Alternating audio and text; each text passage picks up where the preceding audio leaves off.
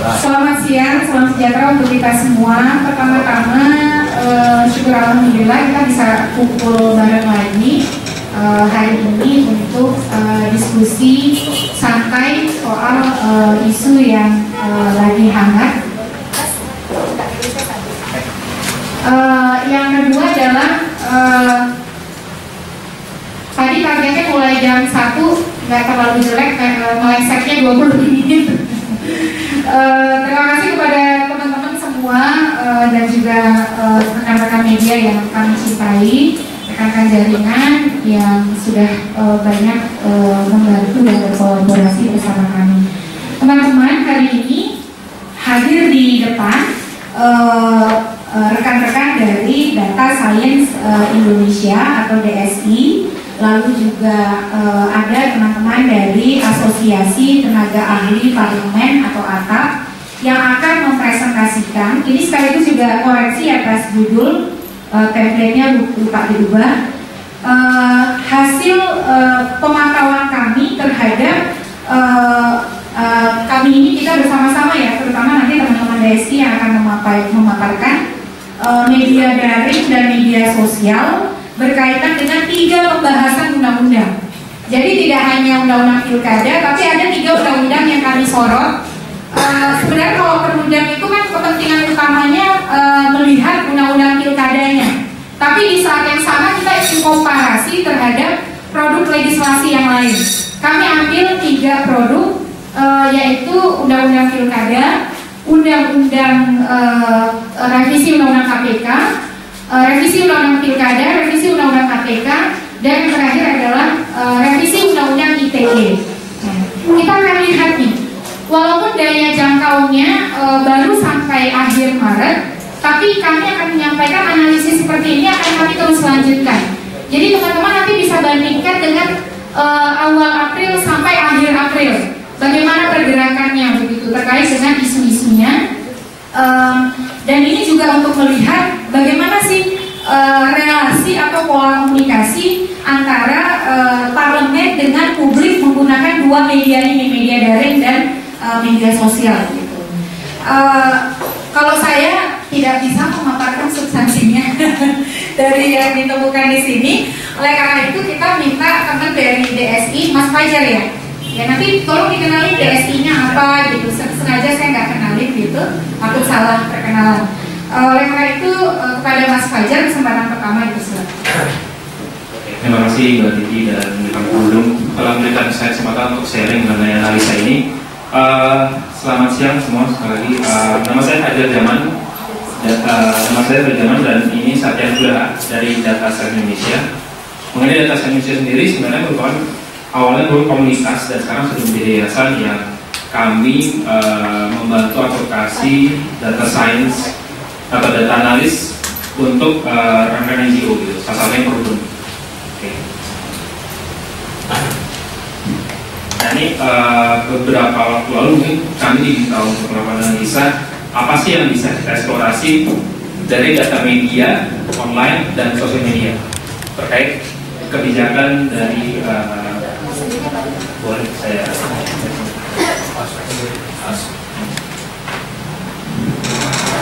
jadi ini temuan kami yang pertama. Jadi ada tiga area yang kita akan diskusikan di sini. Tiga hal analisa. Satu, analisa media online.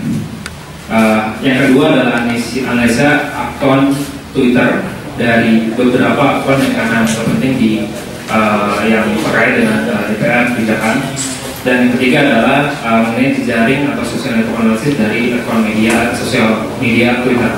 Nah untuk analisis area pertama ini adalah kami menggunakan online media news. Kami menggunakan 5 media site top yang berdasarkan dari Alexa Rank yang menjadi referensi kami. Jadi top 3 dari Alexa Rank ini kami tarik data selama setahun belakang seluruh artikel yang terkait dengan topik UU Pilkada. Jadi ada CNN Indonesia, Detik, Kompas, Merdeka, dan Tempo. Dan untuk checking benchmark, kami juga menggunakan non media set yang non dari Alexa, which is Tempo dan CNN untuk komparasi dari media yang kami ambil dari Alexa. Jadi ada 5 media yang kami ambil seluruh artikelnya yang terkait dengan UU Pilkada. Kalau kita lihat di sini ada 250 artikel dari 5 media online yang membahas mengenai UU Pilkada. Gitu. Dari Maret sampai Maret 2016, jadi 8 bulan. Kalau kita lihat di bulan Mei sendiri itu ada titik puncak yang beberapa artikel itu membahas mengenai wacana revisi UU Pilkada muncul. Gitu. Mengenai UU Pilkada sendiri, ini kami melihat ada kesamaan pola frekuensi. Jadi bulan Mei ada titik, kemudian turun di bulan Juli, dan menuju ke Pilkada serentak yang tahun lalu itu mulai menurun pembahasan Pilkada. Jadi ini adalah data berdasarkan frekuensi artikel yang muncul. Jadi selanjutnya, mengenai media sendiri, kami rasa sebagai salah satu pilar yang penting untuk demokrasi. Kami melihat bahwa adanya 250 media online membahas UU Pilkada ini menunjukkan bahwa ada proses edukasi yang cukup dari beberapa media site yang kami rasa penting untuk memberikan sosialisasi terhadap pilkada sendiri. Dan untuk topik berikutnya mengenai revisi UU KPK, ini juga kami melihat ada pola kesamaan dari frekuensi artikel yang muncul. Jadi di bulan Juni, Oktober, dan Februari. Dan dari setiap titik frekuensi yang tinggi ini, itu jaraknya itu kurang lebih 3 bulan. Nah, dari komposisi dari 5 media terhadap berita yang terkait rata-rata yang mengandung RUU KPK di bulan yang peak topik tersebut itu 1% dari total artikel yang ada. Totalnya juga lebih tinggi daripada UU Pilkada, yaitu 1.713 artikel. Dan titik frekuensi ini ternyata makin periode itu makin tinggi. Ini temuan kami untuk topik UU KPK.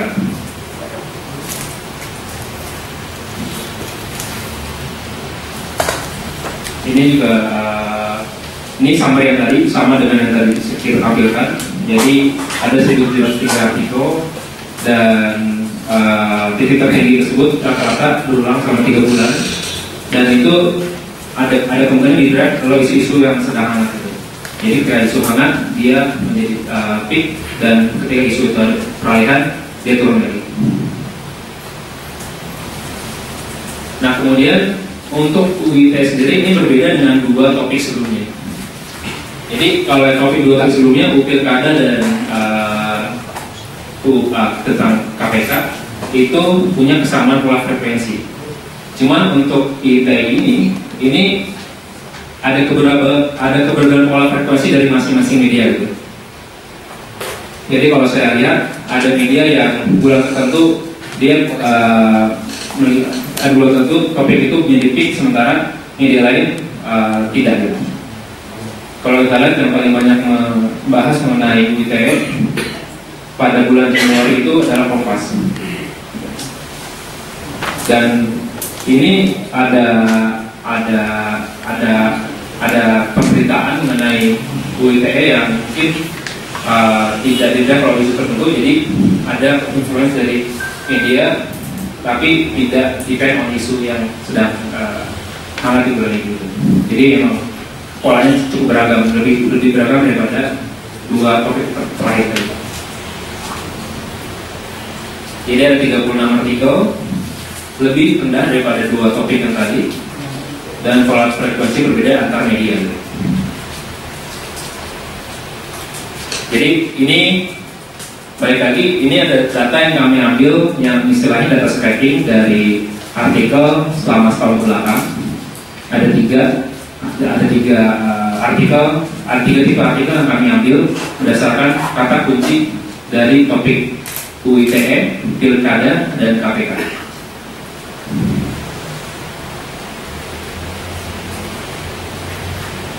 Oke. Selanjutnya tipe analisa yang kedua, ini kami ambil dari sosial media Twitter. Jadi dari 15 akun Twitter yang kami anggap penting, beberapa ini ada dari partai politik, akun partai politik, ada juga dari akun anggota DPR, DPD, MPR, dan juga dari akun yang kami anggap punya influence di ranah kebijakan publik. Nah, ini yang kami sebut dengan word cloud. Kalau dilihat sekilas, dari tiap akun ini akan memunculkan kata apa sih yang paling banyak terkandung dalam tweet tiap akun tersebut. Mungkin ada beberapa akun yang ada beberapa akun yang mendominasi kata tertentu yang mungkin mencitrakan tentang partai itu sendiri atau tentang entitas akun itu sendiri, maupun yang punya kata yang seringnya itu untuk mengilusi publik, mensosialisasi tentang kebijakan tertentu. Jadi kita bicara secara singkat, kira-kira dari tiap akun itu apakah membicarakan tentang kata yang terkait dengan kebijakan publik atau enggak. Yang kami ambil adalah 250 akun terakhir dari Maret 2016. Mungkin kalau lihat di sini ada wiki DPR yang sering diucapkan adalah mengenai SIMA, Pansus, Penlap, RU. Sementara yang lain mungkin sering bicara tentang negara bangsa, PKB, gitu ya. Terus ada yang tentang mungkin juga dari PDI Perjuangan tentang selamat menonton Megawati, seperti itu. Jadi untuk workshop sendiri ini kita bisa iterasi terus untuk kita ambil setiap beberapa periode untuk melihat sebenarnya dari periode tertentu apakah akun-akun ini dan saya mengedukasi tentang kebijakan tertentu atau tidak, atau hanya untuk memberikan citra branding dari individu tersebut.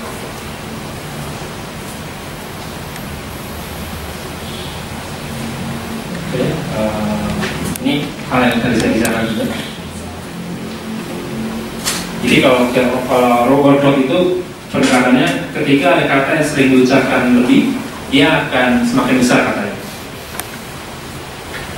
Jadi misalkan sering banyak kata di dalam tweet PDI Perjuangan itu menyebut kata selamat, dia akan semakin besar font size-nya, dan word yang lain akan semakin kecil.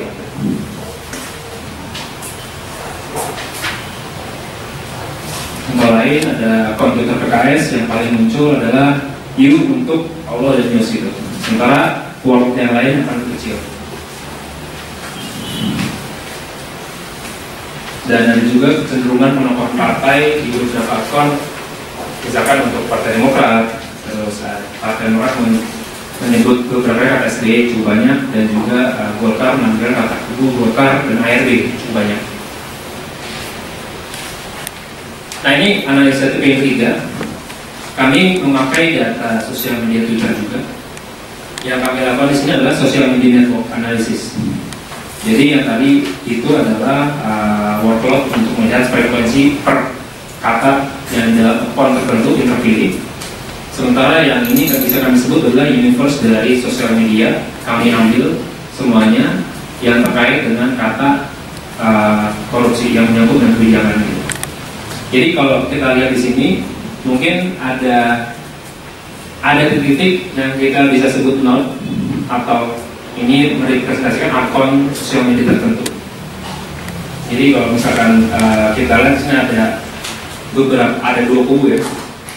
Jadi ada yang sebelah kiri, ada sebelah kanan, dan di tengah ini cukup beragam. Jadi kalau kita lihat di sini sebelah kiri, ini adalah kubu yang berkelompok atau berjejaring yang terhubung dengan beberapa sumber retweet dari beberapa akun yang terkumpul di sini. Jadi kalau kita lihat di sini ada node warna biru, itu adalah sumber sosial media account yang dijadikan sumber untuk retweet jaringan dari node yang oranye ini. Gitu. Jadi semakin besar suatu akun sosial media di-retweet oleh akun lain, dia akan semakin besar warna birunya. Dan kalau kita lihat juga di sini di kelompok yang pertama, itu penyebarannya tidak beragam. Itu yang bisa dibilang organik umum terjadi ketika kita melihat masyarakat itu meretweet dari akun lain, namun polanya ini tidak bisa kita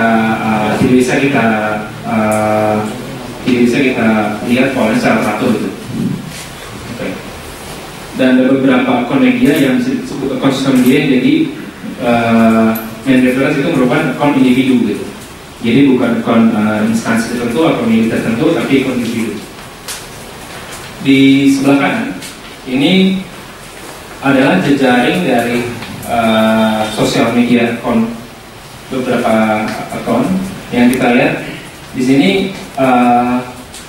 Ini kalau kita di zoom ini ada garis ya, ada garis antar no dengan no lain. Nah, garis ini kalau kita lihat cukup rapi dan cukup terstruktur, yang artinya ada retweet yang cukup terstruktur dan cukup saya retweet yang disetting sedemikian rupa untuk disebar ke beberapa akun tertentu dengan jumlah dan frekuensi yang cukup sama. Dibanding dengan kubu sebelah kiri, ini sosial media main reference dari sosial media akun retweetnya hanya satu, dan ini cukup besar dan terlihat dari struktur frekuensinya cukup rapi gitu. Ini kami indikasikan adalah jejaring yang anorganik. Jadi jejaring organik ini pun adalah sumber akun individu, bukan institusi atau media tertentu gitu. Tapi kita nggak tahu di balik itu ada siapa. Jadi ini mereka menggunakan nama individu tertentu untuk membuat akun dan untuk mensosialisasikan tweet tertentu. Jadi kalau kita lihat di sini, ternyata akun-akun yang relate ke korupsi bukanlah bisa dibilang mungkin official account KPK RI, KPK online, tapi malah akun individu yang lain.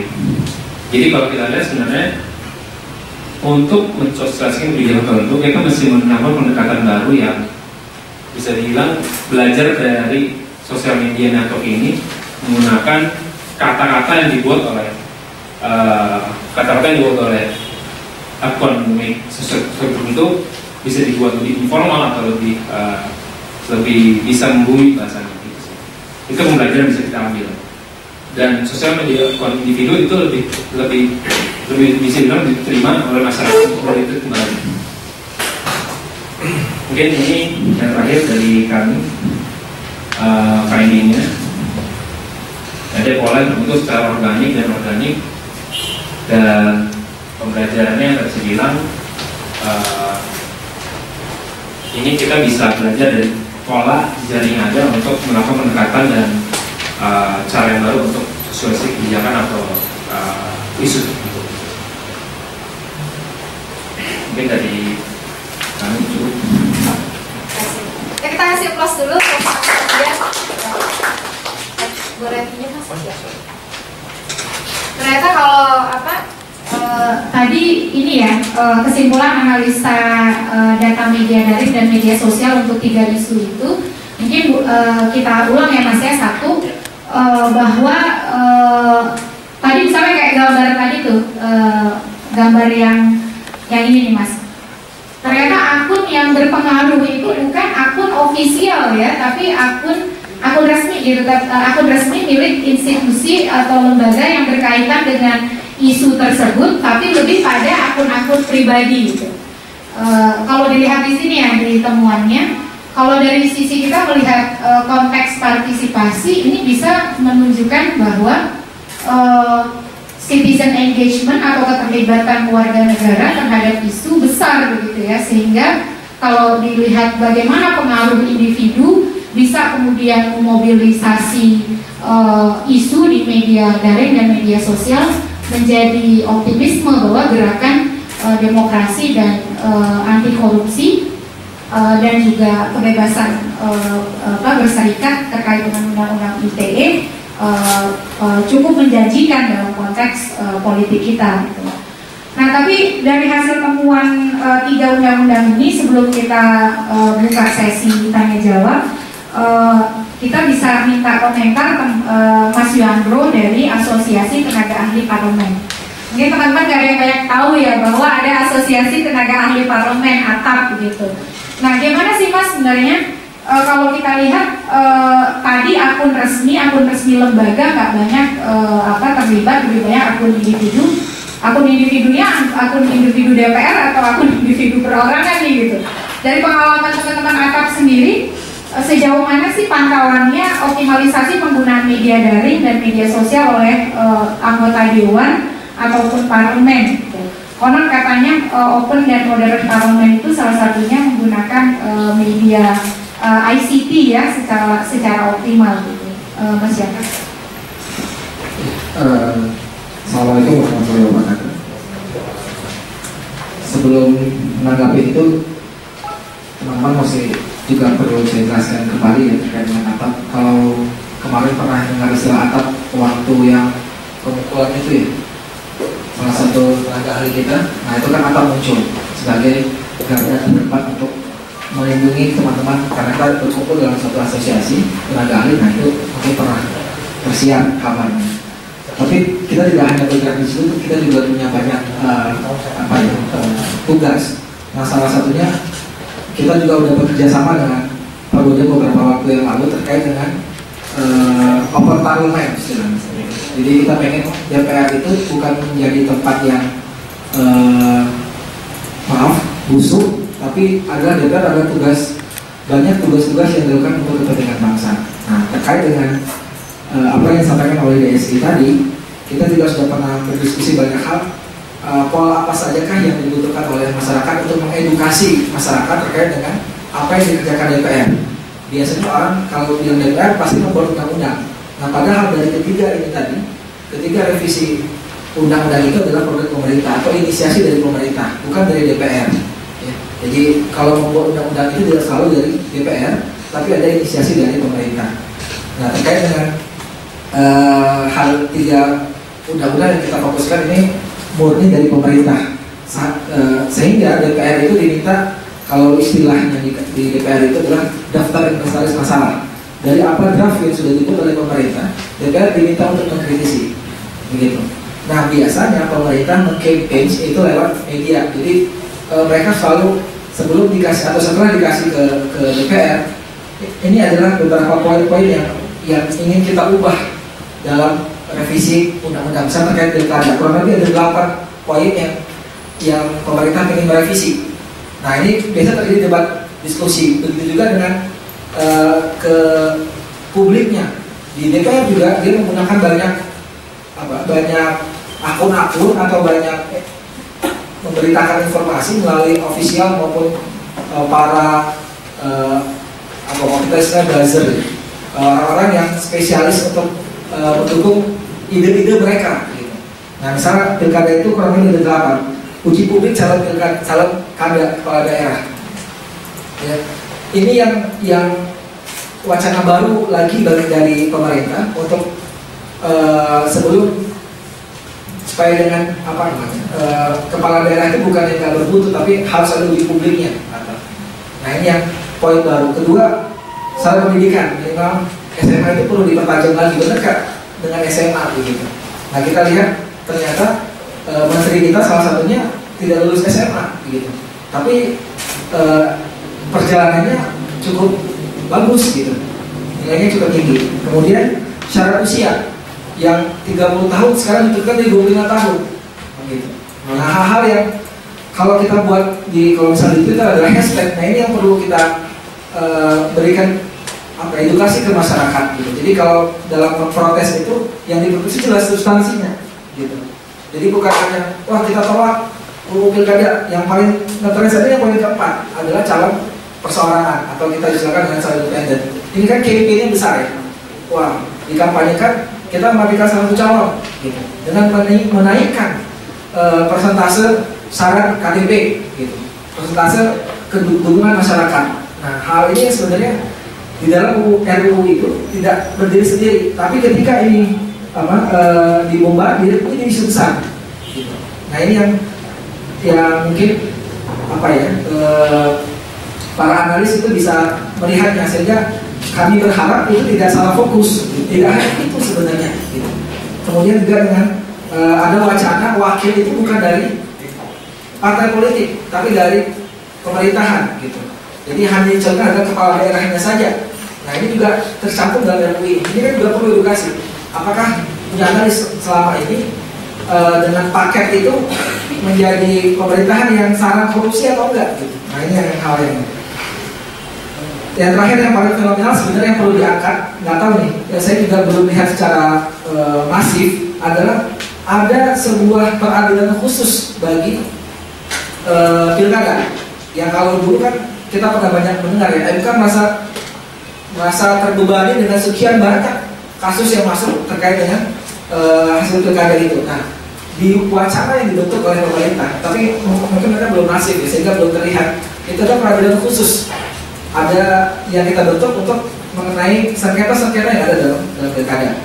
Nah, hal begini yang khususnya media yang punya peran penting untuk mengedukasi masyarakat dan memberikan banyak aspirasi ya, dari sekelompok orang yang peduli atau yang paham akan hal hukum seperti ini. Terkait dengan KPK yang kalau istilah film itu berakhir dengan happy ending, yang akhirnya pemerintah menarik kembali RUU yang sudah dibuatnya. Gitu. Sebelumnya tarik dulu antara ini siapa yang mengajukan, pemerintah atau DPR. Akhirnya pemerintah mengajukan draftnya dengan sekian banyak yang fenomenal yang orang publik hanya tahu KPK ingin dihancurkan, betul ya? Jadi yang terbentuk di mindset publik adalah ini KPK ingin dihabiskan, sehingga masyarakat tidak kurang diberikan edukasi bagaimana poin-poin yang ada dalam RUU itu, yang harapannya ini bukan diberhentikan sementara, tapi ada sebuah perbaikan. Nah, poin-poin perbaikan itu yang saya lihat dari draft yang diberikan pemerintah itu kurang lebih ada beberapa poin. Umur KPK yang dibatasi masanya sampai 12 tahun, pernah dengar ya? Yang kita pengen KPK adalah selamanya. Nah, apakah selamanya sampai kapan? Berbagai sesuatu ini perlu diedukasi. Kemudian dengan KPK perkara yang tadinya 1 miliar itu diusulkan menjadi 50 miliar minimal gitu. Nah, hal ini yang masyarakat perlu penyeimbang gitu, balancing informasi perlu dikaji lebih jauh. Kemudian yang paling membuat risih KPK itu adalah ada Dewan Kehormatan dan Dewan Eksekutif. Nah ini yang tugasnya, maksud pemerintah adalah untuk menjaga marwahnya para KPK, para anggota KPK khususnya pimpinan, sehingga mereka perlu diawasi. Hal-hal ini yang seharusnya juga publik juga masih aware gitu ya, sadar bahwasanya KPK juga tidak bisa berjalan sendiri. Nah, jalan tengahnya adalah mungkin sekarang pemerintahan Presiden Jokowi sudah mempunyai semacam monitoring terhadap KPK ini. Dan terakhir adalah ITE. ITE ini yang pembahasannya kalau di DPR itu masih naik kembali. Gitu. Nah biasanya tadi kalau saya lihat grafik-grafik yang ada itu kenapa naik-naik itu biasanya momentum biasanya. Kalau dilihat grafik yang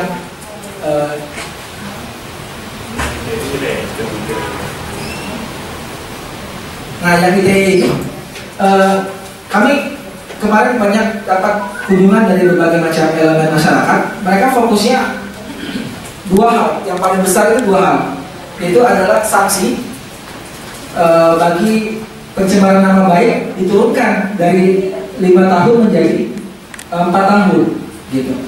Kemudian yang kedua adalah penyadapan ya, bahwasanya penyadapan itu perlu dibuat undang-undang tersendiri, bukan ditaruh dalam ITE gitu. Nah yang juga luput dari perhatian kita adalah e-commerce. E-commerce yang berkembang sekarang itu bisa membuat spekulasi di mana-mana, sehingga pelanggaran konten digital itu juga tidak dapat dihindarkan ya. Jadi penipuan itu. Dan terakhir yang saya sampaikan dalam ITE ini yang khususnya adalah delik aduan. Jadi orang ketika merasa tercemarkan nama baiknya, yang melaporkan ke polisi itu adalah si orang tersebut, bukan si temannya. Nah ini yang difokuskan berubah dalam RUU ITE atau revisi UU ITE ini. Jadi kalau kita terjadi pelecehan atau pencemaran nama baik, itu harus kita yang mengadukan. Nah kalau kita mengadukan biasanya harus punya alat bukti, gitu. Nah ini yang menjadi perhatian di dalam UU ITE ini, sehingga tidak banyak masyarakat mungkin yang mengkampanyekan atau menginformasikan terkait hal ini, karena emang lebih sedikit isu yang ditarik dalam ITE ini, gitu. Mungkin itu ada yang kami kalau dalam institusi DPR-nya sangat, kita sudah punya banyak DPR Go itu sudah reformasi luar biasa.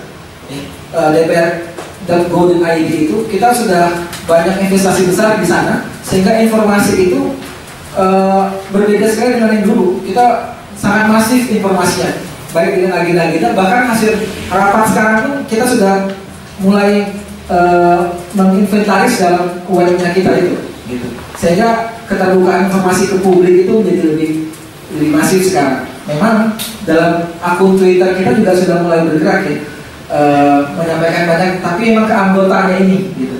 Nah kita juga sudah wacanakan di kesehatan itu memang mengarahkan tidak lagi pakai email yang non official ya, tapi yang official @dpr.go.id. Nah itu sedang kita upayakan sesegera mungkin tahun ini akan terrealisasi.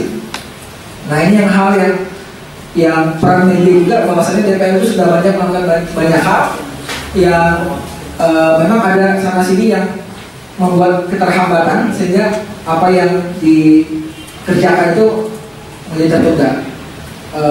Bapak Ketua DPR menyampaikan bahkan di masa sidang awal pembukaan kemarin, kita optimis menghasilkan 13 undang-undang prioritas untuk tahun ini. Tapi dengan keterbatasan waktu yang 3 pekan ini, kok kayaknya itu maksimal 5 ya mungkin, gitu. Nah ini yang bisa kita sampaikan terkait dengan kondisi-kondisi seperti ini. Dan perlu memang para orang-orang yang perhatian terhadap politik ini, kita bukan membenci politiknya, tapi kita malah juga mengedukasi politik ke masyarakat, ke publik, sehingga politik ini bukan hanya sekedar transaksi yang negatif, tapi juga kita bisa memberikan banyak kontribusi. Sehingga kita kerjasama dengan DPR kita yang Perludem kemarin untuk membuat apps ya, yang bisa diakses oleh banyak pihak, bahkan lebih dekat lagi dengan ke DPR begitu. Kurang lebih itu dari kami. Assalamualaikum warahmatullahi wabarakatuh.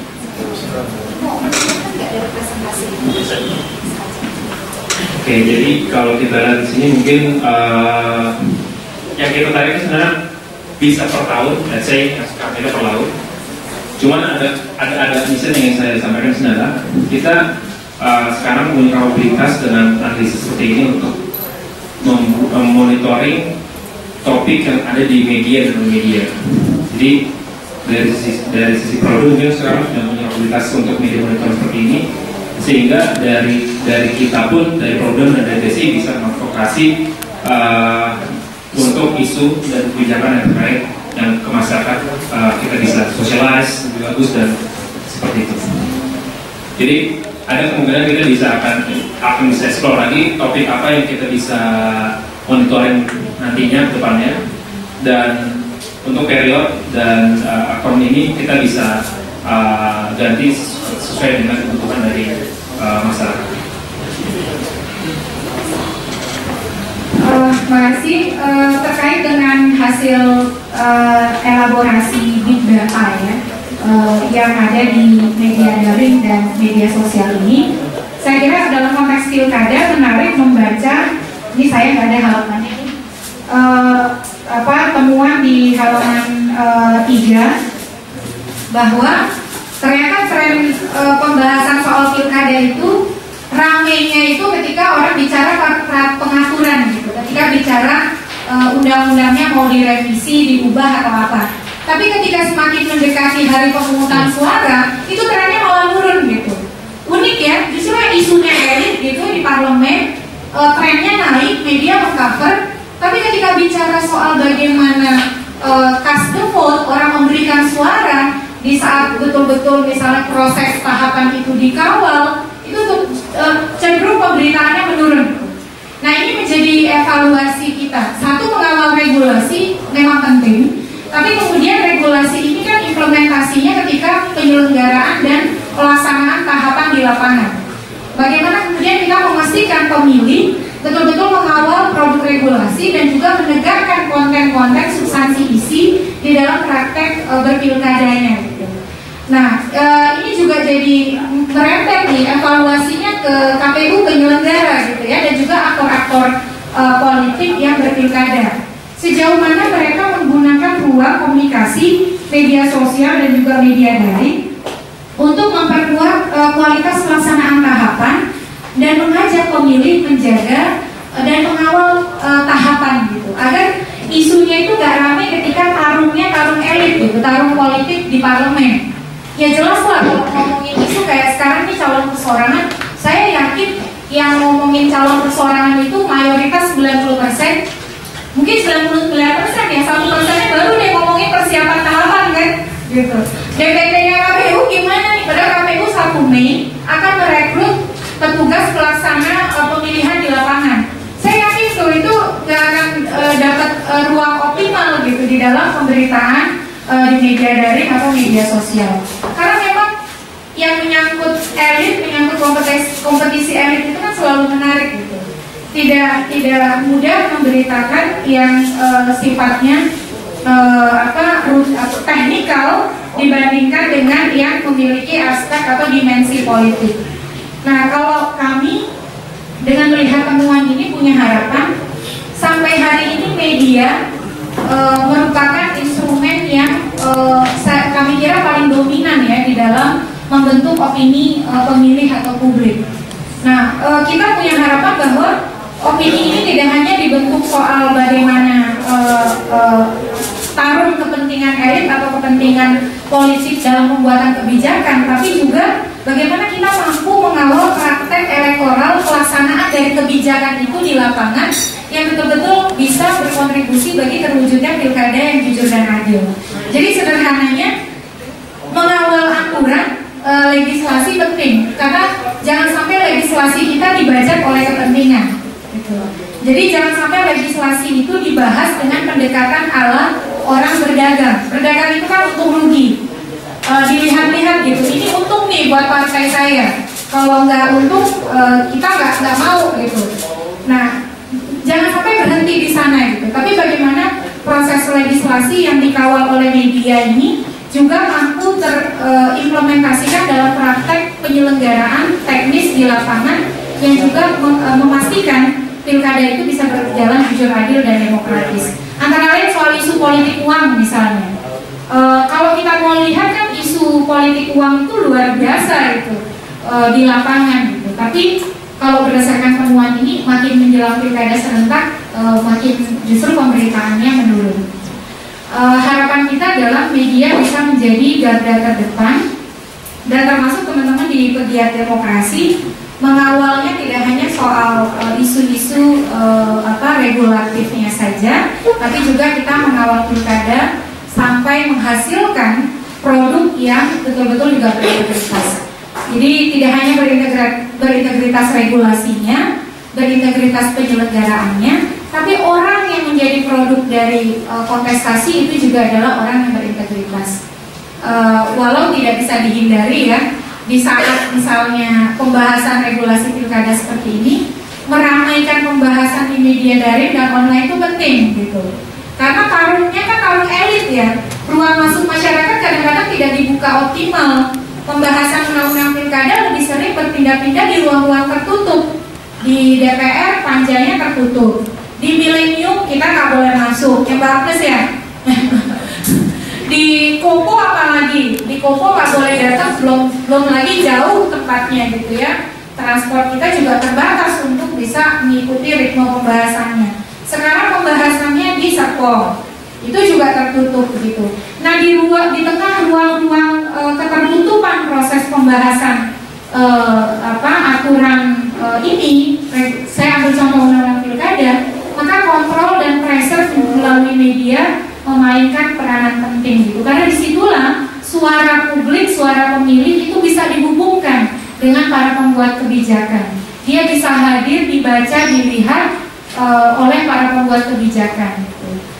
Meski tidak mengabaikan ruang-ruang advokasi secara langsung dilakukan oleh gerakan masyarakat sipil, tapi di tengah ketertutupan proses seperti halnya yang dilakukan di Undang-Undang Pilkada, maka medialah yang menyambungkan suara-suara publik itu kepada para pembuat kebijakan.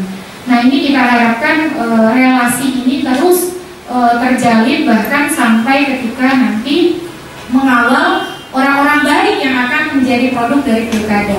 Kalau sekarang kan masih ada keterputusan kami anggap ya antara gerakan pro demokrasi dengan gerakan anti korupsi dan gerakan pro HAM. Sebagai contoh paling sederhana, ada orang-orang mantan terpidana kasus korupsi yang terpilih menjadi kepala daerah. Contohnya di Minahasa Utara. Narapidana bukan ini, mumpung ada Mbak Lia dari TII, bukan cuma narapidana korupsi biasa gitu, tapi korupsi APBD. Dia adalah mantan petahana, mengkorupsi APBD Kutai Kartanegara karena dia juga pengusaha. Dulu kasusnya Syaukani AR Syaukani. Dia Bupati Minahasa Utara, tapi punya proyek gitu. Masuk BUI dan terpilih lagi di Pilkada 2015. Nah, ini jadi PR bagi kita bagaimana menghubungkan gerakan anti demokrasi, gerakan demokrasi, pro demokrasi dengan gerakan anti korupsi dan juga gerakan pro HAM. Soal pro HAM ini mungkin teman-teman tahu ya, sebut nama saja. Sugianto, Gubernur terpilih Kalimantan Tengah. Itu kan isunya adalah laporannya terkait dengan salah satu penganiayaan aktivis HAM gitu. Nah, bagaimana kita mempertemukan ini? Belum lagi isu-isu misalnya di Simalungun tersangka korupsi illegal logging, dia mantan kepala dinas, itu terpilih menjadi wakil bupati Simalungun. Ini PR besar kita, bagaimana menghubungkan gerakan pro demokrasi dengan gerakan anti korupsi dan juga pro HAM. Isu kita sengaja ambil KPK, Pilkada dan ITE salah satunya di sana gitu. Pesan ini nggak akan bisa sampai maksimal kalau undang-undang ITE kita represif gitu. Pesan soal pilkada berintegritas nggak akan maksimal kalau terjadi pengebirian terhadap gerakan penegakan korupsi, gerakan anti korupsi melalui undang-undang KPK. Jadi ini memang 3 isu yang berkelindan satu sama lain. Saya kira itu, karena saya merangkap moderator. Pada teman-teman kalau ada yang ingin memberikan catatan, pertanyaan atau ingin mengklarifikasi atas pemaparan tadi, kami akan menyampaikan pemaparan yang sama untuk melihat gambaran mungkin di bulan April ya, atas 3 undang-undang pilkada, tax amnesty, satu lagi terorisme. Jadi PR nih, sengaja ditodong, langsung ditodong. Selamat datang Mas Pur, Komisioner KPU Surabaya. Silakan teman-teman, kalau mau ada yang dikonfirmasi terkait dengan hasil diskusi kita. Pemaparannya ini kan tadi berwarna. Kalau di sini hitam putih. Kalau teman-teman memerlukan soft copy-nya nanti bisa minta sama Mbak Dian ya. Ada? Oh ya, Ustaz, silakan. Terima kasih dia, Mbak Desi. Yang bulat-bulat itu nggak ada tata pilkada ya? Ini yang bulat-bulat aja. Ini kita ambil satu topik korupsi yang lebih luas karena kita pengen menunjuk topik. Oh ini.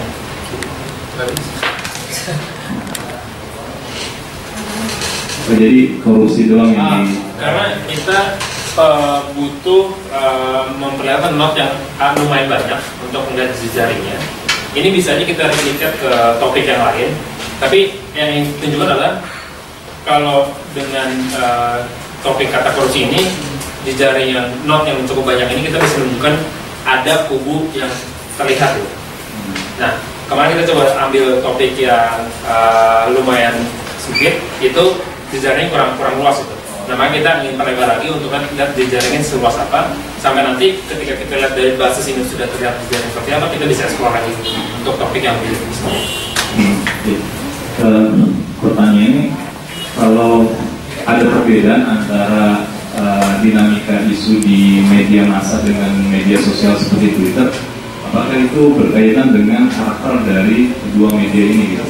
Kalau kita suka merujuk sejarah kenapa adanya citizen jurnalis, kan karena media massa itu nggak bisa mengakomodir isu-isu yang sebetulnya merepresentasikan publik tapi tidak mengakomodir publik, karena media massa dimiliki oleh segelintir orang gitu, maka ada citizen jurnalisme. Lalu berkait ke media online, ada blog yang kemudian bisa menjadi counter dari media massa.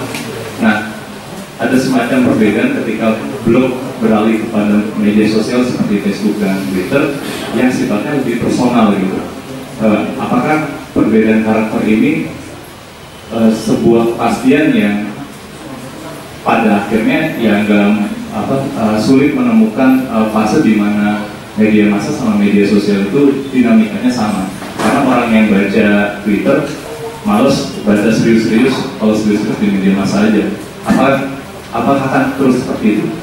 Nah, perbedaan karakter ini bagaimana dengan isu yang mempertanyakan lagi perbedaan media massa dengan media sosial, seperti dukung pilkada langsung. Dukung pilkada langsung ini adalah isu yang di media massa dan media sosial serta di real dunia nyatanya itu tinggi banget perbincangannya gitu, pengupayaannya.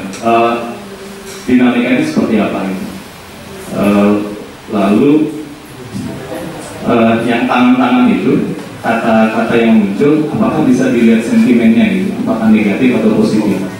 Misalnya, saya tertarik sama akunnya Fahri Hamzah yang kata-katanya relatif merata ya, nggak ada kata yang dominan, tapi ada kata LGBT di situ. Apakah positif atau negatif gitu sentimennya? Apakah bisa dilihat? Terima kasih.